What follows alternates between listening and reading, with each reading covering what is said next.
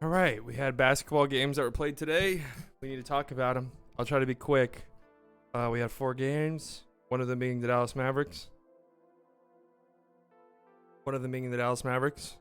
Let's talk about these shits, man. Obviously, this video is mainly going to be the Dallas Mavericks. There are 4 games played today, so I'm just trying to, get through these quickly. I usually like doing edits in these, but I'm not going to have the time. So let's start with I'm mainly going to talk about the Mavs. I'm just going to get through these other 3 games pretty quickly, man. Hawks beat up on the Knicks again.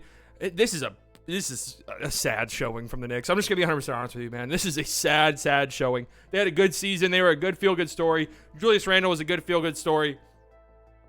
He's been a disaster. And I don't know. It's his first playoff. It's still a young team. Julius is still relatively young. What is he, 26? Something like that? 25, 26? But his game might not be built for the playoffs. I don't know. His game might not be built for the playoffs. It's too early to say shit like that, obviously, through one series. But you can't rely on D Rose to be like your only offense for the whole course of a series, like the Knicks have been, and they're just getting embarrassed. And they're very lucky they didn't just get swept today, because the Hawks in Game 2 just went uncharacteristically ice cold from deep towards the end of that game. That's the only reason this series is not over right now. The Knicks, again, just it's a sad showing. This Hawks team is just very, very, very deep. They are very, very deep. Trae Young played really, really good today, and you just had contributions up and down the board across the whole entire team. So this is a deep, deep Hawks team. They are very well built. Do they stand a chance against the Sixers? Obviously, assuming both of those teams win their series, it would have to be something kind of monumental for either of those teams to lose. But do they stand much of a chance? No, but I think they could force it to 6 or something. This is a good young team with a very, very bright future in Atlanta. Knicks, again, sad showing. Now we got the Suns and the Lakers. This series is probably going 7, but I'm not entirely sure, because Anthony Davis is now hurt. This series has turned into a war of attrition. Chris Paul looked more like Chris Paul today, obviously, than he has at any point in this series after hurting his shoulder. Was that in Game 1? Hurting his shoulder all the way back in Game 1. Chris Paul looked like Chris Paul today. And again, the Suns just played a good game. They played great defense on this Lakers team and had contributions up and down the board. And obviously, the story for the Lakers is Anthony Davis. It honestly sounds like he might miss the rest of the series. And if that's the case, we're gonna need to see God mode LeBron. We're gonna have to see God mode LeBron. I don't know. It's tough to imagine the Lakers winning a best of 3 series, because now it's a best of 3 series. It's tough to see them winning this series without AD. I'm just gonna be 100% honest with you, but we shall see. Game 5 is going to be massive. Game 5 is going to be huge in Phoenix. The crowd's gonna be rocking. I'm very much looking forward to that. Next up, we have the Nets and the Celtics. Nets just dominate them. 141 points. You get, what is it, like almost 100 points or something like that from their big 3. Absolutely nuts. I think they did get 100 plus points from their big 3. Absolutely nuts. And Harden only had 23. So Kyrie and KD both go nuts. Harden has 18 assists. Kyrie's got 11 rebounds. Kyrie stomping on the Celtics logo at midcourt after the game. Good. That's playoff basketball. Kyrie doesn't like the Celtics. The Celtics don't like Kyrie. Good. Stomp on the logo. I love that shit. I love that drama. But there's no excuse. Also, the team went 29 of 30 from the free throw line tonight for the Nets. I do want to point that out. They're shooting like 90% as a team. Must be nice. But Kyrie stepping on the logo, no matter, some people say that's disrespectful, whatever it might be. I personally don't give a single shit. But that gives no excuse for fans to be throwing shit onto the court and throwing shit on players, right? This is the second time this has happened in this postseason so far. Third, if you want to count the Knicks fan throwing their spit at Trae Young in Game 2 or Game 1, whenever that was. That's just unacceptable, man. And I don't care about any argument you guys want to come up with. Well, they're getting paid millions of dollars. I don't give a fuck how much they're getting paid. Are they getting paid to get spit on, to get food thrown at them, to get water bottles thrown at them? No. Then it shouldn't happen. All right, if their jobs were literally stand there like a dunk tank at a field day and get shit thrown at them and dunked into water, then cool, yeah, fine, do it. But they're getting paid to play basketball, not to get shit thrown at them. Completely unacceptable. Because I've seen Celtics fans be like, yeah, whoever threw that shit needs to get banned. Fuck them. And then literally the next sentence be like, but Kyrie also is very disrespectful and also should be in prison for life for stepping on the Boston Celtics logo. Like, dude, grow up. What Kyrie did, was it disrespectful? Sure, who cares? Who honestly cares? It's playoff basketball, man. And these two do not like each other. Like, it's no secret. Kyrie and the Celtics have animosity. So him stepping on logo at midcourt, who cares? That's all I got on that. A good performance again from Tatum. But this team is just too... I mean, you put up 126. You like your chances. This Nets team is just too much, man. They are too much offensively. And then we got the Clippers and the Mavs.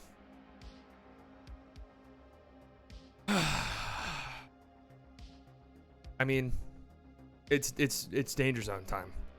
I don't like the Mavericks' chances of winning another game in this series. Let me tell you why. You can call me a pessimist all you want. That's fine. I am a pessimistic fan. I'm fully aware of that. I am also a reactionary. So I get very emotional after games, things like that. You know, I let my emotions after games, I let that lead to terrible takes at times. I don't know if this team wins another game in this series because you saw with the Clippers found a weakness. The Clippers found something they could exploit going into game 3. That's that the Mavericks have zero interior defensive presence and that they could drive at will and finish at will with Kawhi and Paul George, who are good finishers. And they did that all game 3. You had no answer for it. You really, I think it was only a 10-point game. I think the Clippers only won by 10 in game 3, but you really got dominated because you had a 19-point lead at one point, and from that point forward, the Clippers just absolutely dominated you. You head into game 4, right? You know that is the goal of this Clippers team. Paul George even came out and said it, and you make zero adjustments. You don't adjust your game plan whatsoever. And yet again, they have just in wide open paint, easy baskets. Kawhi went 11 of 15. Kawhi is shooting like 80% at this series. Like, I'm not kidding. Kawhi is shooting 80% from the fucking field. That is unacceptable.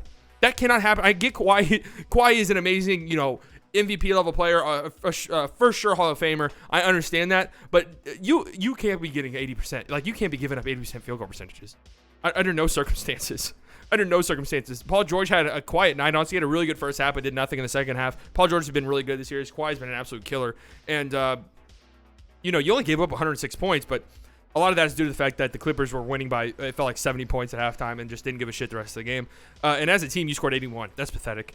I said this during the stream. You had like 5 different individual things happen in this game where, as Mavs fans, somebody who's watched every single game could tell you, like, if this thing happens for the Mavs, they lose. If this thing happens for the Mavs, they lose. If this thing happens to the Mavs, they lose. You had like 6 of those combined into one tonight. They played bad defense, terrible interior defense. They lost. They didn't shoot the 3-ball well. That's usually a loss. Luka had a bad game. That's usually a loss. Like, all of these different things happen.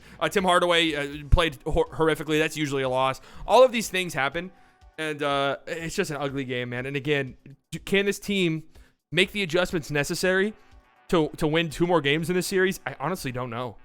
Because we would have seen them tonight. You know what I mean? We would have seen them because we know what the adjustments are. The Clippers just exploited the same exact weakness they did in Game 3 tonight. You played Boban more minutes. Boban had 15. Granted, a lot of these were garbage time, but he did play early minutes. Was he the only player on the team with a positive plus minus? He was. I don't think that's much of a coincidence. I really don't think that's much of a coincidence. But I don't know. Do you want Boban playing 30 minutes? No, not really. KP, I thought, played his best game. Of course, right? Of course, KP plays his, best game of the series in a complete and total wash of a game. Luka looked awful. I don't know if he's like really laboring through an injury because Luka's also kind of prone to these games sometimes, to be 100% honest with you. It could be that his shoulder or his neck, whatever it is really bothering him, in which case, you're fucked. But 0-5 from the free throw line is so unacceptable, man. It's like hard to even like give Luka props for all the things he does when he's so bad at the free throw line. If he hits all 5 of his free throws, he has 24 points on 24 shots. That's not an efficient night, but it looks a lot better. Just not a good game from him. And again, if you're the Mavs, very similar to the Nuggets, especially this current Nuggets team with their injuries. If Jokic is having a bad game, they're going to lose. That's definitely the case with the Mavs. If Luka's having a bad game, you are not going to win. And you combine Luka's bad game with a terrible night from Tim, a terrible night from Dorian, Kleba 0 points, Brunson not really doing much off the bench. You don't stand much of a chance. Josh Richardson doing whatever the hell Josh Richardson's doing. He's got like 2 games left on this team until he's gone, until he's out of here. I can't imagine Josh Green can't be providing the same exact thing Josh Richardson is. I just have a hard time imagining it, man. I really do. What else is there to say? Dorian went from never missing a shot to missing everything he shoots. Kleba is so hesitant now. Kleba's confidence is like shot. Because he'll pass up wide open looks. He looks like he does not want to shoot the ball. Tim Hardaway had a terrible night. Landed kind of awkwardly at some point in the third quarter. Hurt his back. I think he'll be fine. I think he'll be okay. But there's really not much. There's just like no positives for this Mavs team tonight. There is none. You played utter shit. That's it. You played utter shit. Boban being in there was a little interesting, right? It definitely kind of changed the dynamic of the game, what the Clippers are trying to do. And KP played well and looked aggressive. That's pretty much it. Other than that, burn this film and just pray to God you figure out something for these next 3 games if you have any chance whatsoever to win this series. 2 games tomorrow night. We have the Washington Wizards and the Sixers. That series is probably going to end tomorrow night, if I had to guess. And then we also have the Jazz and the Grizzlies. That's a very big game. Jazz up 2-1. Games in Grizzlies in Memphis. The Grizzlies can tie it. We'll see. So I'll see you guys tomorrow night. I know some of these videos, I don't like how low effort some of these videos are, but after streaming in a full day of games, I just don't have the time to make edits for 4 different games. So I'll talk to you guys tomorrow. Make sure you guys like the video, comment, subscribe to the channel, all that good shit. I'll talk to you guys later. Goodbye.